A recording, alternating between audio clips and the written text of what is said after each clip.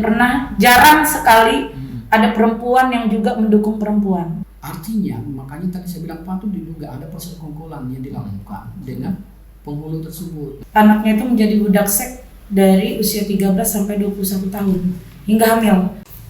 Desa Nata Bekesah, Etam kali ini bersama dengan Ibu Rina dan Pak Sudirman, TRC PPA Pak ya? Iya. Bu, tim reaksi cepat Perlindungan perempuan dan anak. Perlindungan perempuan dan anak, Korwil Kalimantan Timur ya. Ya. Jadi menangani Kalimantan Timur.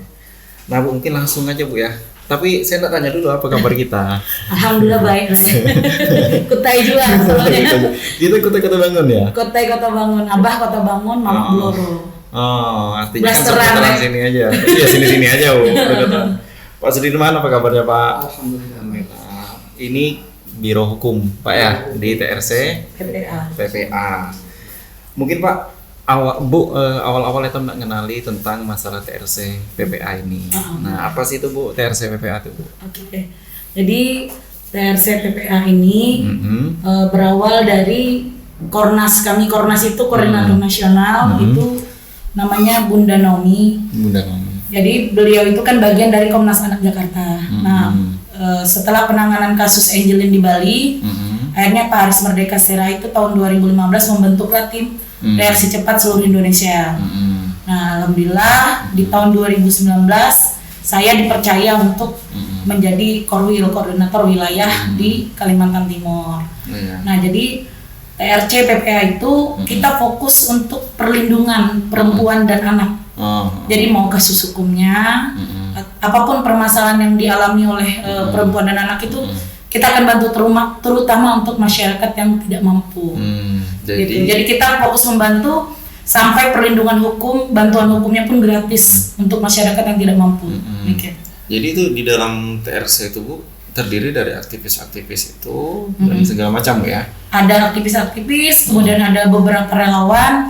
Di sana juga ada penyintas. Nah, jadi ada beberapa penyintas juga yang awalnya kita bantu kasusnya, kemudian mereka mau dong menjadi relawan TRC. Siapa tahu juga begitu ada orang yang bermasalah seperti kami juga bisa bantu seperti itu.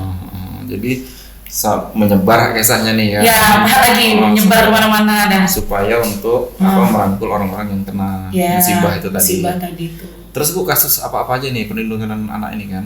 Artinya perempuan dan anak Bu ya. Kasus di situ. Nah, kasus apa-apa aja nih yang hari ini ditangani? Yang kami sering tangani itu kasus kekerasan seksual, KDRT, pelecehan seksual, kemudian yang lagi marak itu kasus open BO anak-anak. Oh, ada juga Bu? Banyak. Itu tidak apa kisahnya open BO? Jadi, itu seru ya. Jadi anak-anak open BO itu sebenarnya kasihan. Jadi mereka ini adalah korban. Ada beberapa anak itu adalah korban dari awalnya dia menjadi korban pemerkosaan oleh orang tua kandung. Ada seperti itu Bu? Ada. Yang awalnya dia korban, akhirnya tidak dirangkul, malah menjadi pelaku BO tersebut. Dan rata-rata usia mereka itu di paling tinggi di 15 tahun. Artinya masih anak-anak? Masih anak-anak semua, iya kasihan. Yang terakhir kami melakukan penggerebekan bersama kepolisian itu kami menemukan 7 anak yang berada dalam satu kamar, di mana satu kamar itu dipergunakan mereka bergantian untuk menerima tamu. Semua anak-anak itu Bu? Ya, jadi miris ya. Jadi ada beberapa anak-anak yang kita rangkul. Kita memang tidak bisa menghentikan itu semua, tapi kami mencoba mengajak mereka untuk berkegiatan sosial. Paling tidak dari segi yang dipandang masyarakat negatif, ada segi positif. Anak-anak ini bisa ikut berbagi terhadap orang yang tidak mampu. Kami di situ ingin menunjukkan ke mereka masih banyak nih orang yang tidak beruntung, tapi mereka masih bisa bersama orang tuanya, masih bisa melanjutkan sekolahnya. Jadi jangan putus harapan hanya karena ada masalah yang kalian anggap itu tidak bisa diselesaikan. Seperti itu. Oke. Terus kita ingin masuk ke kasus yang lagi hits dan ramai sekarang di Kutai Kartanegara loh Bu. Sebenarnya kasus ini tidak hanya di Kukar, sebelum-sebelumnya juga ada di bahkan problem-problem nasional dan banyak Bu ya. Nah, tapi kita ingin mau membahas yang di Kukar, ada oknum ustadz yang hamili santrinya Bu. Nah, ini kan kemarin baru ditersangkakan dan segala macamnya. Kita ingin mendengarkan Bu bisa dari Pak Sudirman menambahkan nanti sama Bu Rina bicara mengenai masalah korban tersebut, kronologi sebenarnya apa yang terjadi, karena saya tahu kan TRC-PPA juga mengawal kasus ini. Iya, kami mengawal ya, tapi yang mendampingi dari awal itu adalah dari UPTD PPA Kukar. Jadi kita hanya memantau dan mengawal kasus ini melalui media, karena baru hari ini kami bertemu dengan si adik korban. Ya alhamdulillah sih untuk saat ini kondisinya mulai baik karena selalu dipantau oleh dari UPTD PPA, karena ada yang mendampingin si adik ini untuk pemulihan psikologisnya dia. Iya. Memang kasus ini udah sangat luar biasa, menjadi atensi, menjadi perhatian publik, bukan saja kemudian wilayah Kukar, tetapi Kaltim secara umum, bahkan secara nasional pun kasus ini sudah mencuat dari publik. Jadi kalau saya lihat bagaimana proses dari penanganan perkaranya, ya kan, memang sejak awal saya ada pernah dihubungi dari media juga, salah satu media juga yang ada di Kukar, minta tanggapan terkait dengan proses penanganannya. Ya memang saat itu saya sampaikan bahwasanya bagi saya, pandangan saya, ketika penanganan kasusnya seperti ini, saya nilai sangat lamban. Karena kenapa? Itu terjadi di saat tersangka dikenakan wajib lapor 2 kali dalam seminggu, tetapi kemudian mendapatkan celah atau kemudian izin untuk keluar daerah sampai kemudian dinyatakan DPO saat itu kan, artinya kan kami dari TRC-PPA selalu menganggap bahwasanya ini kasus yang tidak boleh dianggap remeh. Jadi pola penanganannya pun saya yakini pihak kepolisian harusnya lebih antusias untuk menangani ini, karena ini kasus yang tidak boleh sama sekali kita kompromikan. Dalam hal ini, ayo deh kalau mau dituntaskan, tuntaskan yang sebenar-benarnya, karena sangat berbahaya. Ini menyangkut masa depan negara kita. Kenapa saya bilang masa depan negara kita? Ini regenerasi kita yang kena masalah seperti ini. Bagaimana kemudian masa depan negara ini atau masa depan dari Kukar yang notabene bibit-bibit daripada regenerasinya kena masalah seperti ini semua. Nah ini yang coba kami dari TRC-PPA selalu mendorong, bahkan kemudian tetap mensupport aparat kepolisian untuk ayo tuntaskan kasus-kasus seperti ini. Dari Januari Pak ya, pertengahan Januari dari Januari sebetulnya. Januari sampai kemudian penetapannya kemarin itu di bulan Maret. Nah ini memang kalau kita bilang lambat ya memang kita harus akui itu. Ya mungkin ada kendala-kendala, pastinya ada kendala. Kita sangat-sangat yakin pihak kepolisian tidak akan mungkin seceroboh itu. Tetapi lagi-lagi memang karena ada kendala yang kemudian bisa menghambat perjalanan kasus ini. Tapi ya kami merasa bersyukur ketika di beberapa hari kemarin, di hari Minggu ya, kemudian dilakukan rilis bahwasannya pelaku sudah berada di Polres Kukar. Harapannya juga dari orang tua korban berharap untuk kasus ini betul-betul menjadi atensi tersendiri bagi aparat kepolisian. Nah ini yang memang diinginkan, dan dari pihak keluarga menginginkan hukuman yang setimpal bagi pelakunya. Ya walaupun pelakunya sama-sama kita tahu Pak ya, kan? Oknum lah ya kan, tapi kadang karena isu ini terus berkembang dan segala macam itu tergeneralisasi dengan lembaganya. Iya benar. Jadi gini, ini juga penting bagi kita semua untuk bisa memahami bahwasanya ini adalah perbuatan oknum. Kita tidak boleh menggeneralisir persoalan ini dengan lembaga di mana tempat anak ini bernaung menuntut pendidikan. Nah ada juga tanggapan Pak, anak ini kan sudah cukup dewasa, misalkan seperti itu Pak ya. Ada memang di luar itu tanggapan anak ini sudah dewasa. Kok dia sudah kejadian baru lapor atau apa dan segala macam. Gimana tanggapan Ibu Rina? Jadi begini, yang namanya undang-undang itu mengatur perlindungan anak kan di usia 18 ke bawah itu masih dalam perlindungan dan masih disebut sebagai anak. Apalagi dia masih bersekolah. Nah, mau dibilang sudah dewasa dimanapun, anak yang melakukan hubungan badan itu pasti ada iming-iming. Nah, oleh orang dewasa ini tadi gitu loh. Intimidasi, iming-iming, entah apapun itu, yang pasti si anak ini adalah anak yang tidak tahu apa-apa. Kemudian dibujuklah untuk melakukan hal tersebut. Dibujuk atau diintimidasi lah misalkan seperti itu. Apapun itu yang pasti adalah anak itu akan melakukan suatu hal yang diinginkan oleh orang dewasa. Seperti itu. Nah, kalau ada di luar ngomongan sudah dewasa atau apa itu, orang yang tidak pernah mengalami hal tersebut akan enak bicara seperti itu. Ini psikisnya korban ini yang harus dijaga, makanya kenapa tadi si Ade curhat seperti ini kita bilang udah di close, ditutup supaya jangan lagi kamu mendengar omongan-omongan yang tidak baik itu, karena akan menciderai psikismu terus-terusan gitu. Apa ya? Memang di mana-mana masyarakat ini, makanya saya bilang jarang sekali ada perempuan yang juga mendukung perempuan. Kadang malah perempuan itu sendiri yang membuli perempuan yang mendapatkan masalah. Ini yang sering kami TRC PPH turun bersosialisasi ke masyarakat untuk mengadakan penyuluhan, edukasi. Bagaimana sih kalau kita melihat kejadian itu jangan segan-segan untuk tidak melaporkan, jangan sampai oh itu cuma orang lain nih, kita cuek aja, atau salahnya sendiri, kenapa seperti itu, kenapa seperti ini. Siapa sih yang menginginkan musibah itu terjadi? Gitu.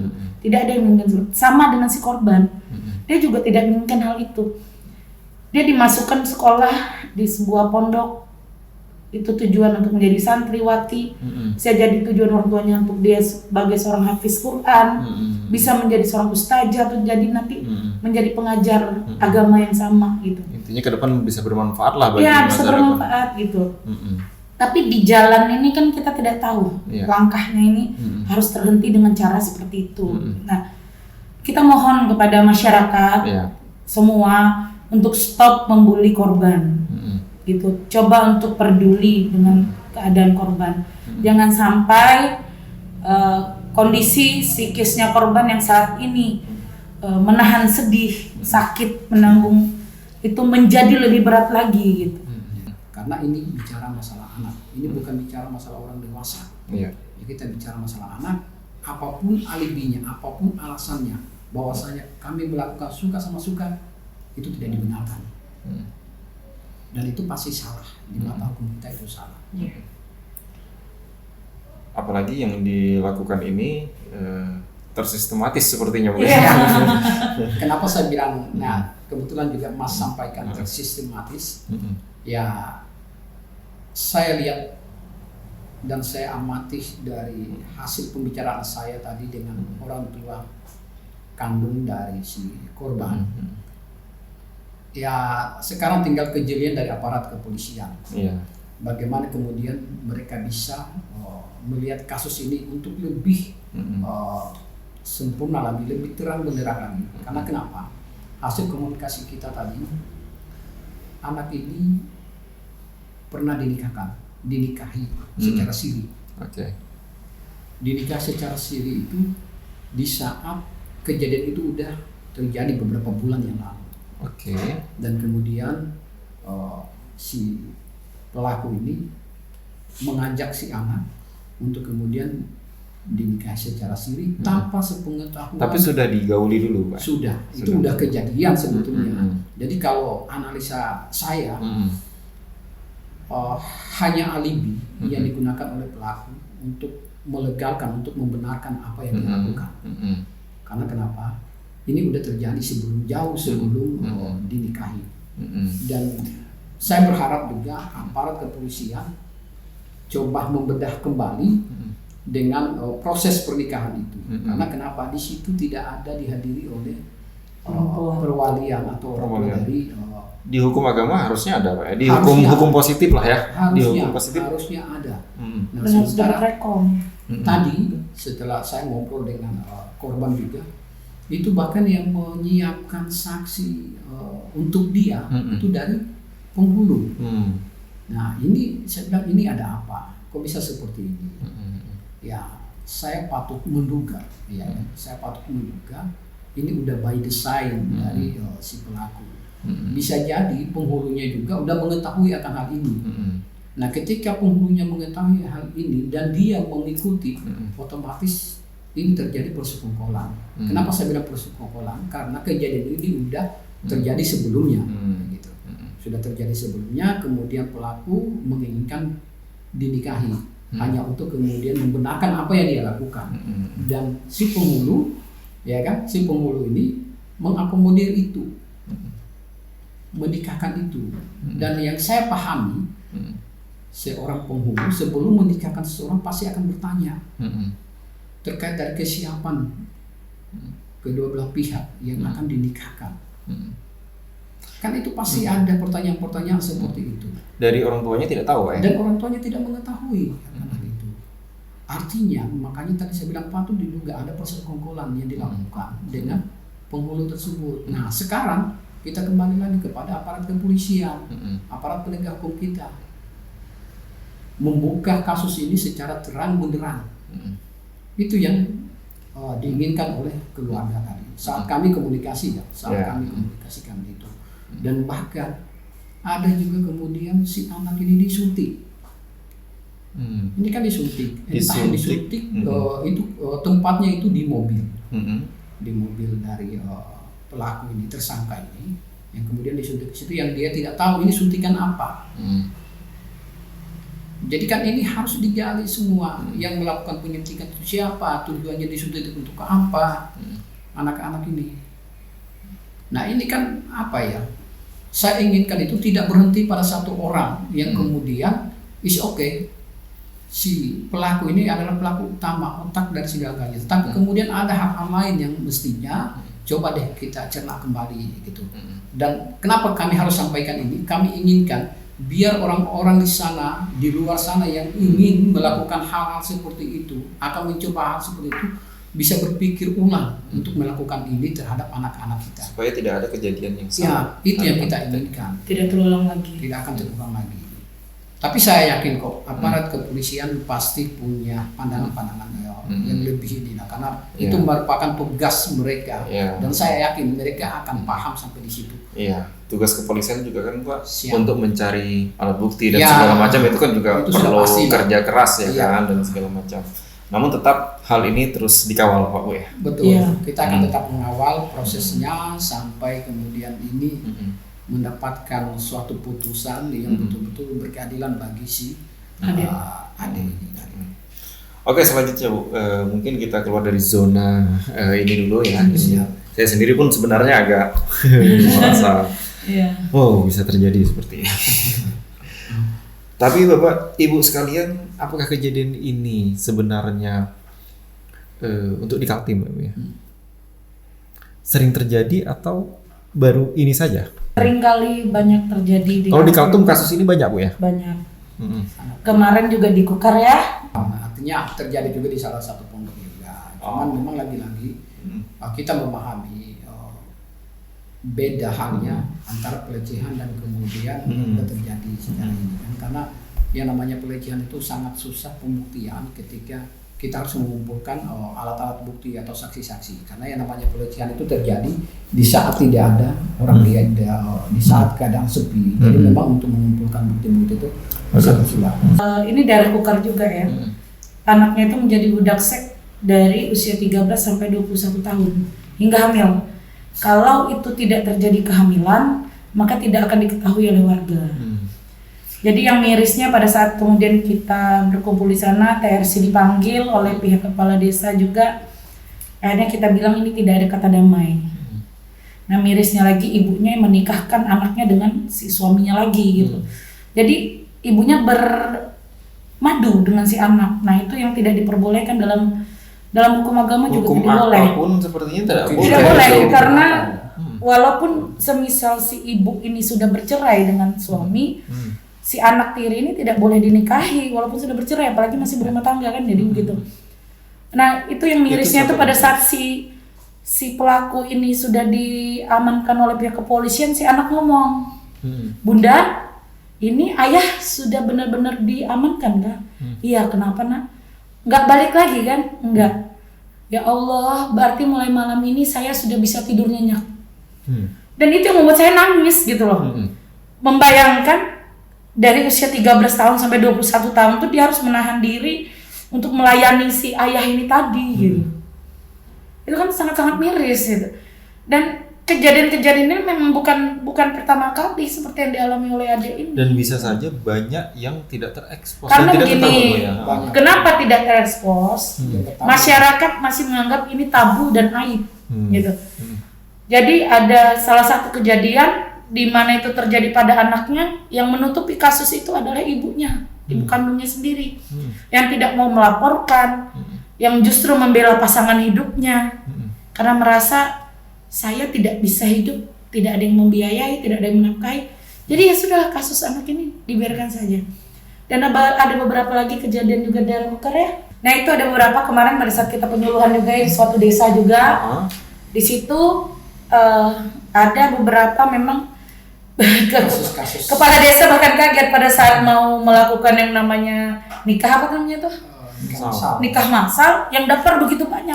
Dan ternyata memang di situ pada saat ada kelakuan pelecehan atau pencabulan, si anak ini dinikahkan dengan pelaku. Nah, tanpa melalui. Ya, dan di situ rata-rata mereka masih usia di bawah usia. Jadi mungkin karena desa-desa itu, nah ada juga yang pelaku itu adik ipar. Jadi semisal masnya punya istri, nah mas punya adik cewek menikah nih. Nah suami dari adik itu memperkosa istrinya masnya. Padahal jawaban balap ya. Padahal si istri Ada masnya kejadian itu di situ. ada. Mas Oji ini, Iya, Bu. istrinya Mas Oji itu dalam kondisi hamil, diperkosa oleh ipar ini tadi gitu. Ya itu membuat Itu ada kejadian di sana Bu ya? Bukan ke saya Bu, jauh bukan. Itu contoh ya, itu contoh. Ya, tapi itu alhamdulillah. memang terjadi Bu ya? banyak terjadi. Jadi kasus-kasus kekerasan seksual, pencabulan, pelecehan itu banyak terjadi. Jadi itu ada hal yang memang bisa diungkap, ada yang tidak. Nah, saya sih alhamdulillah beberapa kasus yang kami tangani memang apresiasi sekali kepada pihak kepolisian. Mereka bertindak sangat cepat, fast respon lah pokoknya terhadap apa yang kita laporkan. Nah, ini juga kami ya apresiasi sebesar-besarnya terhadap Polres Kukar yang kemarin sudah menetapkan terlapor sebagai tersangka si AA ini tadi, dan juga sudah berhasil melakukan penangkapan dan diamankan. Nah, semoga kedepannya kasus ini bisa sampai ke pengadilan, ditetapkan sebagai terdakwa, kemudian mendapatkan vonis dan mendapatkan ketetapan hukum yang sesuai itu. Jadi pada prinsipnya sih kami melalui percakapan kita hari ini yang istilah kutanya apa Bekesahan. ya kan ya banyak yang kemudian mendengar atau menonton. Harapan kami bahwasanya ayo kita sama-sama respect dengan kasus-kasus seperti ini, karena ini bukan hanya tugas dari aparat kepolisian, dari unit PPA, ya kan, PTD PPA, bukan cuma tugas-tugas mereka itu, tetapi tugas kita secara bersama-sama. Bilang aib, ya aib bagi kita, tetapi ketika kita harus menutup itu, maka akan membuka ruang bagi pelaku untuk tetap melakukan tindakan-tindakan itu. Karena kenapa? Merasa diri tidak pernah tersentuh dalam hal hukum, ya kan? Makanya mereka merasa diri dimawa. Pemerintah, saya selalu memang dimanapun berada, saya menginginkan itu pemerintah untuk tetap memberikan edukasi, tetap menyampaikan persoalan-persoalan seperti itu, bagaimana mekanisme pelaporan, bagaimana kemudian cara pencegahan, langsung ke akar rumput, jangan melalui perwakilan-perwakilan. Karena kenapa? Bagi kami yang hari ini berada di TRC ini menemukan beberapa kendala memang. Bahwasanya masyarakat itu banyak tidak mengetahui SOP-nya seperti apa, cara kemudian melaporkan ketika kita ketemu dengan kejadian seperti ini, mereka tidak mengetahui. Dan sebetulnya itu adalah tugas dan tanggung jawab pemerintah, ya kan, melalui instansi-instansi terkait yang memang berfokus di persoalan-persoalan seperti itu. Dilaporkan. Apabila kita melihat, jangan takut, saksi itu akan dilindungi. Gitu. Jadi jangan menunggu keluarga kita yang terkena musibah tersebut baru kita mau peduli. Sayangnya anak. Siap. Yeah. Pak Sudirman, Bu Rina, terima kasih telah hadir dan juga telah berbagi lah kepada kita. Terima kasih juga nih. Iya, sama-sama Bu. Semoga TRC PPA terus mendapatkan dukungan dari semua elemen Amin. masyarakat supaya bisa bergerak lebih besar lah. Insya Allah, karena bukan hanya kekerasan yang kami tangani, tapi juga kami seringkali membantu untuk mereka bisa mendapatkan identitas. Kadang tidak punya KTP, kadang tidak punya BPJS, seperti itu. Kasihan. Persoalan sosial. Ya, itu Bu. Semoga TRC PPA terus kuat lah. Amin. Terus bagaimana bisa memberikan manfaat bagi perempuan dan anak yang ada di Kalimantan Timur. Terima kasih kami ucapkan kepada saya. Itu tadi diskusi kami, semoga bermanfaat. See you.